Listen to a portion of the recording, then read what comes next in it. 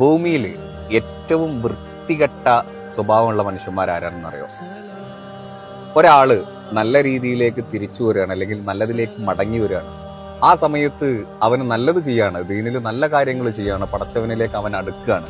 ആ സമയത്ത് പുറത്തുനിന്ന് നോക്കിക്കാണുന്ന ആ വൃത്തികെട്ട മനുഷ്യന്മാര് അവനെ നോക്കിയിട്ട് പറയും, നീ വല്ലാതെ പുണ്യാളനാവൊന്നും വേണ്ട, നിന്റെ കഴിഞ്ഞ കാലം എന്താണ്, നിന്റെ പാസ്റ്റ് എന്താണെന്നൊക്കെ ഞങ്ങൾക്കറിയാം.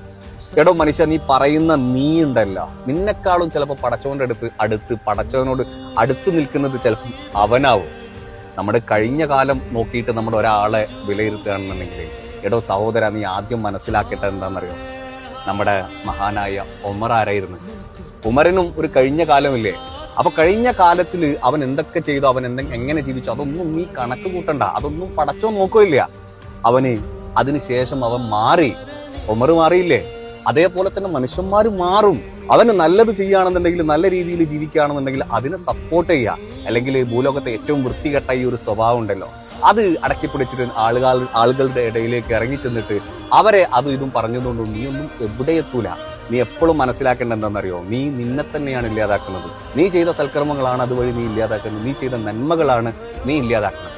നിന്നെക്കാളും എങ്ങനെ നോക്കിയാലും ഒരു പടി ഉയർച്ചയിൽ അവൻ പടച്ചോന്റെ അടുത്തുണ്ടാവും. നിന്റെ കാര്യമാണ് കഷ്ടം.